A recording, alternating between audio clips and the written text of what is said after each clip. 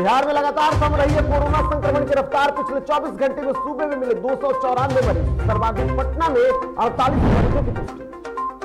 बेगूसराय के धत्ता मोड़ के आम सड़क को बंद करने को लेकर के लगातार हो रहा विरोध। सड़क बंद करने के कारण प्रबंधन से लोग नाराज।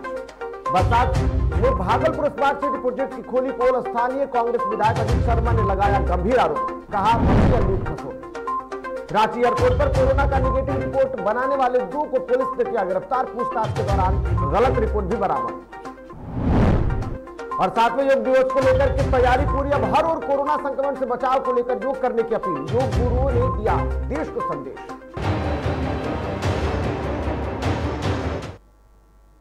नमस्कार, आप देख रहे हैं डीटीवी भारत और मैं हूं आपके साथ निर्भय किशोर। तो आइए खबरों की शुरुआत करते हैं। और सबसे पहले बात, जिस तरीके से राजनीतिक गलियारों की दिख रही है और ऐसे में लोजपा अध्यक्ष चिराग पासवान ने आज एक बड़ा फैसला किया है। दरअसल बैठक के बाद रामविलास पासवान के जन्म दिवस जो होंगे यानी कि जयंती को लेकर के 5 जुलाई से बिहार में आशीर्वाद यात्रा की शुरुआत करेंगे। यात्रा की शुरुआत रामविलास पासवान की कर्म भूमि और वर्तमान में पशुपति कुमार पारस के संसदीय क्षेत्र हाजीपुर से होगी। यात्रा राज्य भर में 1.5 महीने तक चलेगी और पटना में पार्टी की नेशनल काउंसिलिंग की बैठक के साथ खत्म होगी। दिल्ली में रविवार को लोजपा की राष्ट्रीय कार्यकारिणी जो थी उसकी बैठक के बाद चिराग ने यह घोषणा की। इससे पहले बैठक में कार्यकर्ताओं ने 2 साल पहले चुने गए राष्ट्रीय अध्यक्ष चिराग पासवान के साथ साथ उनके साथ जो आस्था थी उसको व्यक्त किया और साथ ही एक प्रस्ताव पारित कर पूर्व केंद्रीय मंत्री स्वर्गीय रामविलास पासवान के 50वें राष्ट्रीय हित में किए गए कार्यों को देखते हुए उन्हें भारत रत्न देने की मांग प्रधानमंत्री नरेंद्र मोदी से की। पार्टी ने एक अन्य प्रस्ताव में पशुपति कुमार पारस द्वारा की गई अब तक की घोषणाओं को असंवैधानिक और देश को गुमराह करने वाला बताया।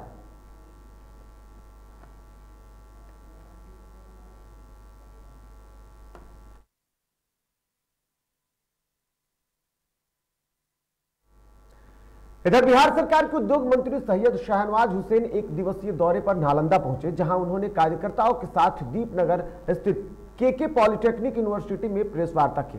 इस दौरान मंत्री शाहनवाज हुसैन ने कहा कि नीतीश कुमार के नेतृत्व में एनडीए गठबंधन के कार्यकाल में उद्योग और रोजगार का कार्यकाल होगा। पिछले कार्यकाल में बिजली, पानी, सड़क, सुशासन और लॉ एंड ऑर्डर, कृषि के क्षेत्र में बहुत काम हुआ है, लेकिन अब नीतीश कुमार के नेतृत्व में बिहार में उद्योग का काम तेजी से चल रहा है।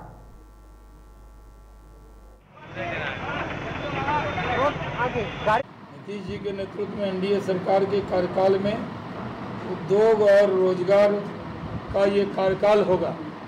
ये जो पिछला जो कार्यकाल था, बिजली, पानी, सड़क, सुशासन, लॉ एंड ऑर्डर, इसके पर बहुत काम हुआ है।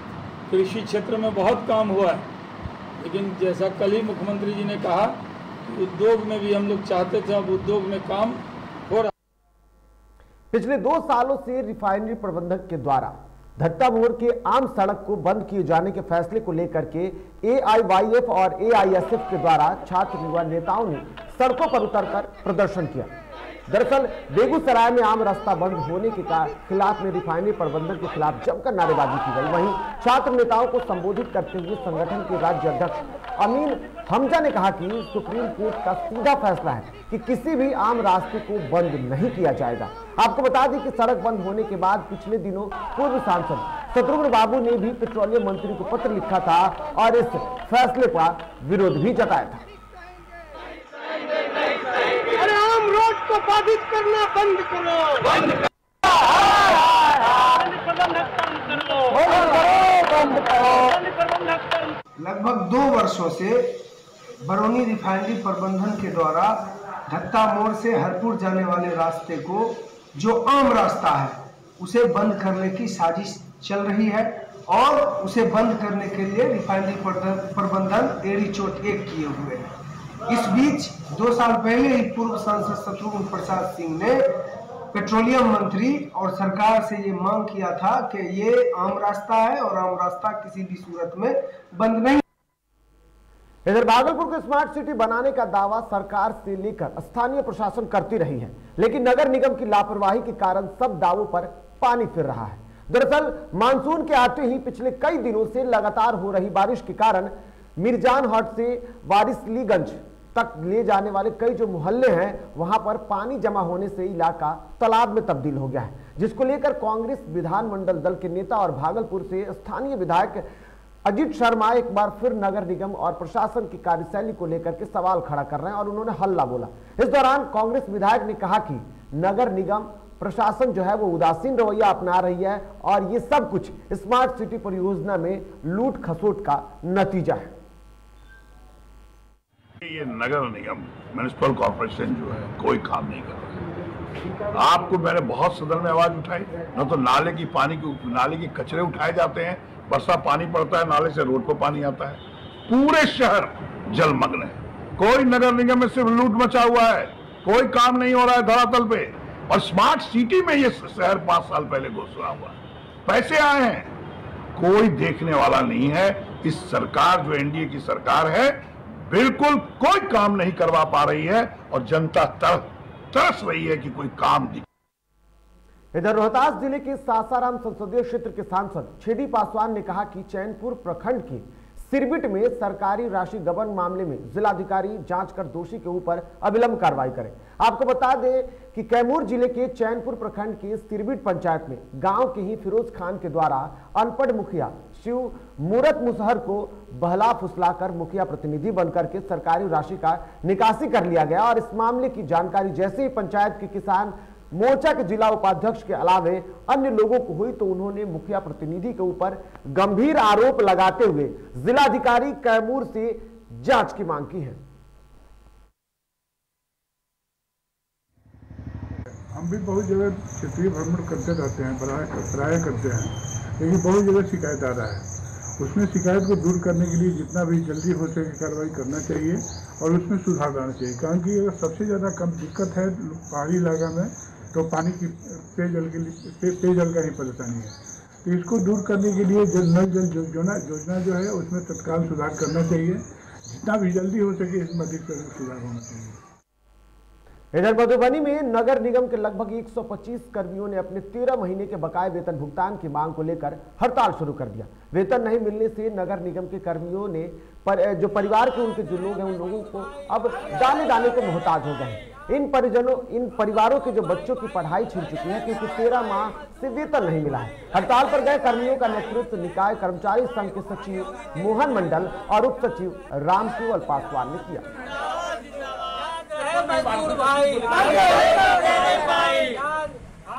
मजदूर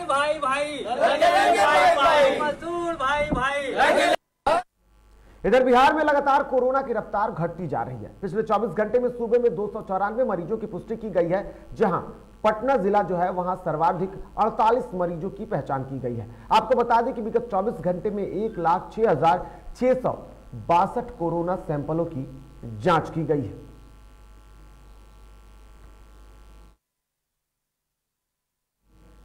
इधर केंद्र सरकार ने सुप्रीम कोर्ट को कहा है कि कोरोना काल में जितने लोगों की मृत्यु हुई है, ऐसे में मृतक के परिजनों को 4 लाख का मुआवजा केंद्र सरकार नहीं दे पाएगी, क्योंकि यह कोई आपदा नहीं है, यह एक बीमारी है और ऐसे में राज्यों का खजाना खाली हो जाएगा, जिसको लेकर राज्य के वरिष्ठ नेता श्याम रजक ने सरकार को जमकर घेरा है।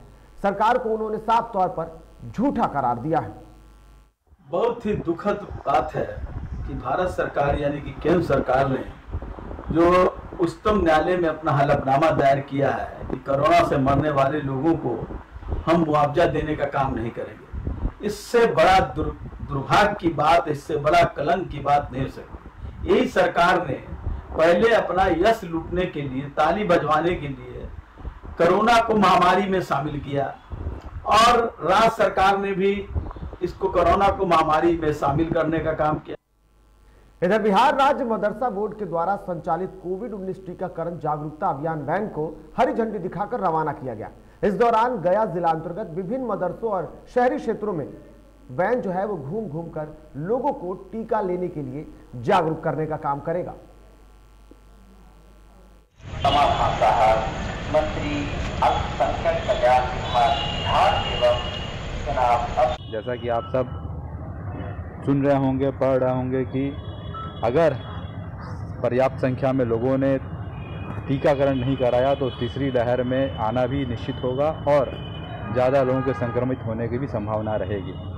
इसी को देखते हुए माननीय मुख्यमंत्री बिहार के द्वारा कल एक महाअभियान शुरू किया जा रहा है, जो अगले 6 माह में 6 करोड़ बिहार वासियों को टीकाकरण कराए। और यहाँ वक्त हो चला एक छोटे से ब्रेक का, जल्द लौटते हैं। देखते रहिए DTV भारत।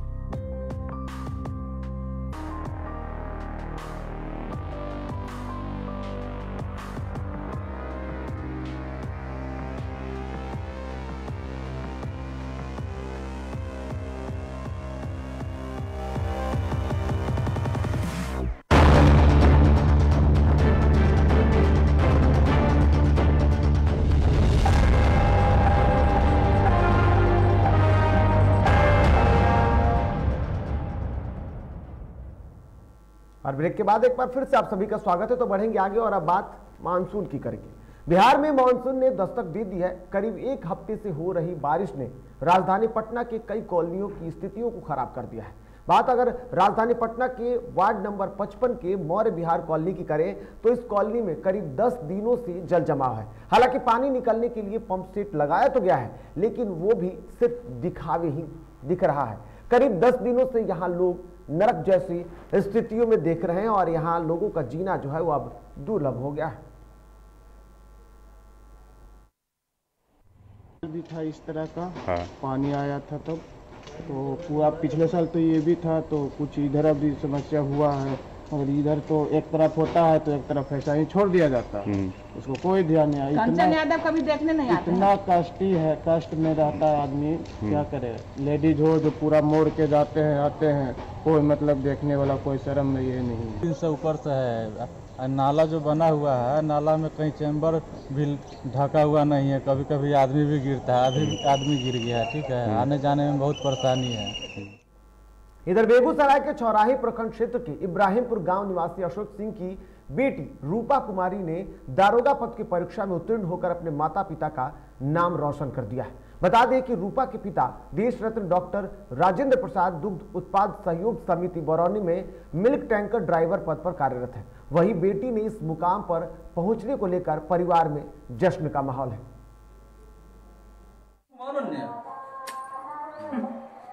जी, आज तो बहुत खुशी महसूस हो रहा है, क्योंकि मेरे साथ साथ मेरे अपने जो हैं वो मुझसे भी ज़्यादा खुश हो रहे हैं। तो ये खुशी देखकर मुझे और भी खुशी हो रही है।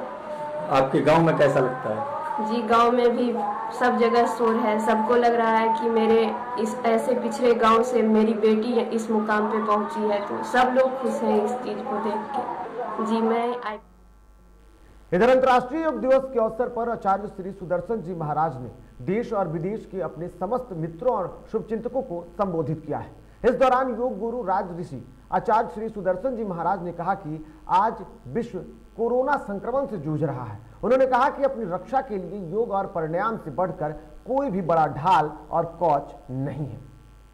उस जीवन का संरक्षण, पोषण, संचालन करना आपका दायित्व है।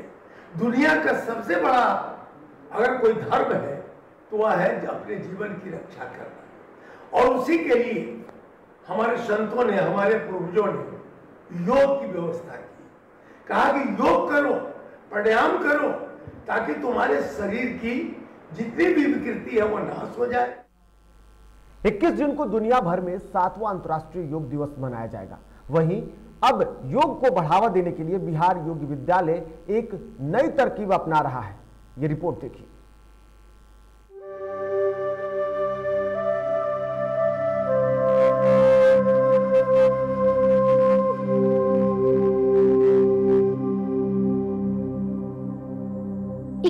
जून को दुनिया भर में 7वां अंतर्राष्ट्रीय योग दिवस मनाया जाएगा। वहीं बिहार योग विद्यालय ने अंतर्राष्ट्रीय योग 2021 के मौके पर अपना डिजिटल कार्यक्रम जारी किया है। दरअसल 7वें अंतर्राष्ट्रीय योग दिवस पर बिहार योग विद्यालय ने कोरोना महामारी के इस दौर में योग को जीवन शैली का अंग बनाकर यौगिक सकारात्मक दिनचर्या को अपनाने का संदेश दिया है। इस दौरान स्वामी शिव ध्यानम सरस्वती ने कहा है कि कोरोना काल में स्वास्थ्य पर ध्यान देकर संक्रमण से जंग जीता जा सकता है। आप खुद ईमानदारी से अगर अपने जीवन को देखें, योग के ऐसे पक्ष जो सरल हैं, जो व्यवहारिक हैं, जिनको प्राय सब कोई कर सकते हैं, उनको लोगों के सामने हम प्रस्तुत करें और इस दृष्टिकोण से कि ये आपके जीवन के अंग बने।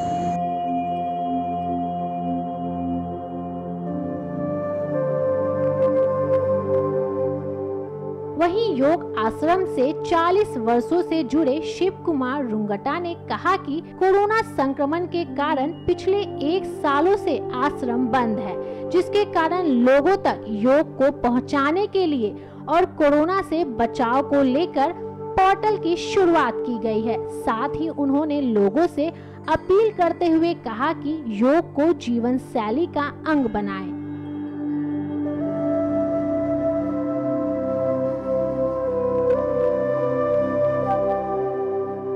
आश्रम से जुड़े योग शिक्षक मुकेश कुमार कहते हैं कि आश्रम में ही मैंने योग सीखा और आज इसी के जरिए कई लोगों को योग की शिक्षा दे रहा हूँ।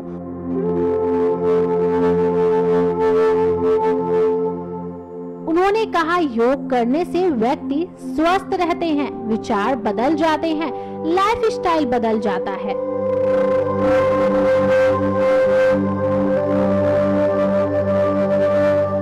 आपको बता दें कि स्वामी सत्यानंद ने योग के प्रचार प्रसार के लिए बिहार के मुंगेर में बिहार स्कूल विद्यालय की स्थापना साल 1963 में की थी। आज विश्व के अनेक देशों में इसकी शाखाएं काम कर रही है।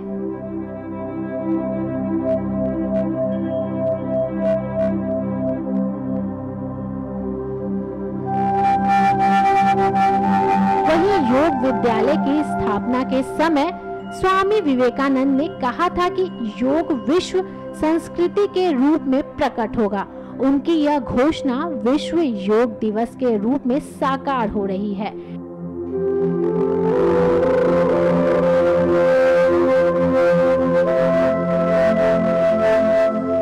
DTV भारत के लिए मुंगेर से अमृतेश सिन्हा की ये रिपोर्ट। इधर मधुबनी के बासोपट्टी और खीरा थाना पुलिस की संयुक्त छापेमारी में चानन गांव से सिर कटे शव को बरामद किया गया है। घटना को लेकर मृतक के परिजनों ने आरोपियों की गिरफ्तारी के लिए सड़क जाम कर प्रदर्शन किया। बासोपट्टी थाना अध्यक्ष अरविंद कुमार ने मृतक के पत्नी सगीरा खातून के बयान पर बासोपट्टी थाना में प्राथमिकी दर्ज कर मामले की छानबीन में जुट गई है। पाई किने खेत छोड़ देला पाई दादा तो नहीं हम पाई दादा और बेटा सब गेल गा बाहर तो पाई होता तोरा दो देबो तो नहीं पाई तोरा दी पर तो दा दिया पाई कल को ठीक है मालिक देव अहाँ के पाई देव कि ने तो हाँ पाई दैएगा 5 बजे राजा हमार निकल ली भरने पर तो हमरा राजा के काट कर। अब खबरें झारखंड की। कोरोना काल में कोविड-19 की निगेटिव रिपोर्ट बनाने वाले 2 लोगों को झारखंड पुलिस ने रांची एयरपोर्ट से गिरफ्तार किया है। दरअसल ये लोग हवाई यात्रियों को कोरोना नेगेटिव रिपोर्ट बनाकर देते थे ताकि वो हवाई यात्रा कर सके। मामला रांची एयरपोर्ट थाना का है, जहां पुलिस ने एयरपोर्ट परिसर में संदिग्ध रूप से खड़े 2 लोगों से पूछताछ की। पूछताछ के दौरान उनके मोबाइल से कई लोगों को भेजी गई RT-PCR की नेगेटिव रिपोर्ट बरामद हुई। पूछताछ में इन लड़कों ने पुलिस को बताया कि वे एक निजी पैथोलॉजी कंपनी में काम करते थे और पेशे से सैंपल कलेक्टर हैं। वो 2 अपराधी पकड़ाए हैं डोरंडा थाना में। अभी क्या कार्रवाई होनी है उन पर? देखिए एयरपोर्ट में थाना में मामला प्रकाश में आया है, जिसमें कि यह बताया जा रहा है कि कुछ लोग जो है एक RT-PCR की रिपोर्ट दे रहे हैं, कुछ लोगों से पूछताछ चल रही है। अभी एविडेंस के बेस पर आगे कार्रवाई। देश में कोरोना संक्रमण से बचाव को लेकर सभी राज्य अपने अपने स्तर से तैयारी और रणनीति बना रहे हैं। ऐसे में झारखंड में सुरक्षा सप्ताह के बीच 38 घंटों का साप्ताहिक लॉकडाउन लगा है, जिसका असर हर ओर दिख रहा है। ये रिपोर्ट देखिए।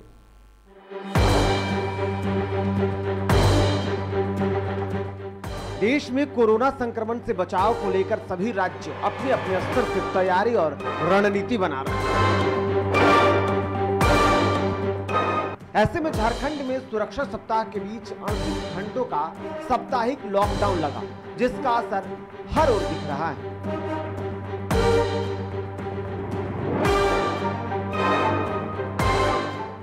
झारखंड में अनलॉक 3 यानी स्वास्थ्य सुरक्षा सप्ताह चल रहा है।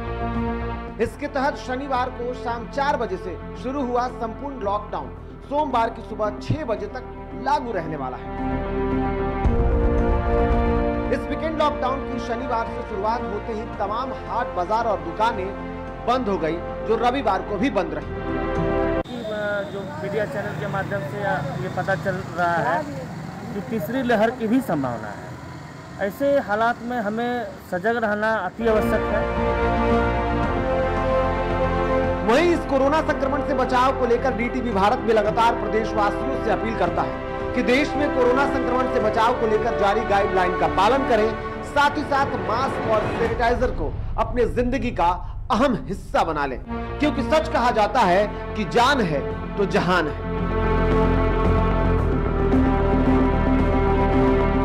DTV भारत के लिए झरिया से ब्यूरो रिपोर्ट।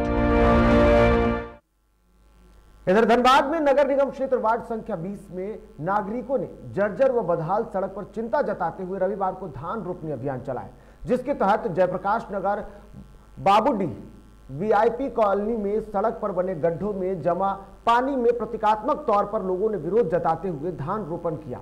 मौके पर युवा नेता आनंद चौरसिया ने बताया कि वह लोग पिछले कई माह से वार्ड नंबर 20 के जर्जर व बदहाल सड़कों की मरम्मती की मांग कर रहे हैं।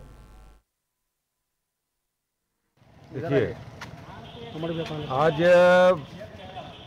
हमारा जो वार्ड नंबर 20 है, उसमें ये स्थिति जो आप देख रहे हैं, ये बाबूडीह का से रोड हम लोग जाते हैं और रजवाड़ा बस्ती की ओर जाते हैं। ये रोड की ये स्थिति ये है।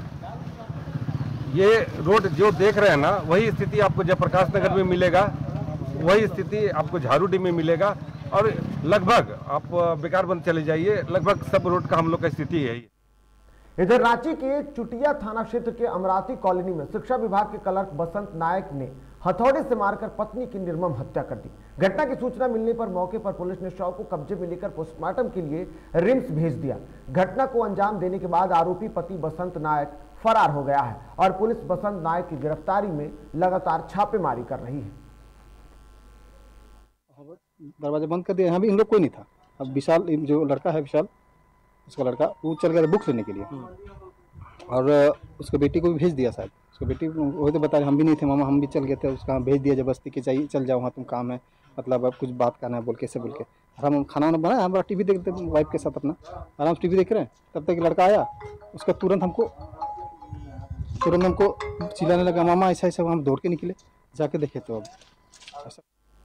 और जिस तरीके से डीटीवी भारत लगातार आपके सामने अपनी खबरों को लेकर के या फिर मुद्दों को लेकर के आता है, उसका नतीजा है कि आप लगातार हमें प्यार दे रहे हैं। जाते जाते आपको बता दूं कि डीटीवी भारत जिस तरीके से आगे बढ़ रहा है, इस सब में अब आपकी देन है। और ऐसे ही आप लगातार हमारे साथ जो संबंध हमारा बनता जा रहा है, उसको बेहतर बनाते हुए आप हमें जो मौका दे रहे हैं, उसके लिए आप सभी का दिल से आभार। फिलहाल मुझे दीजिए इजाजत, नमस्कार।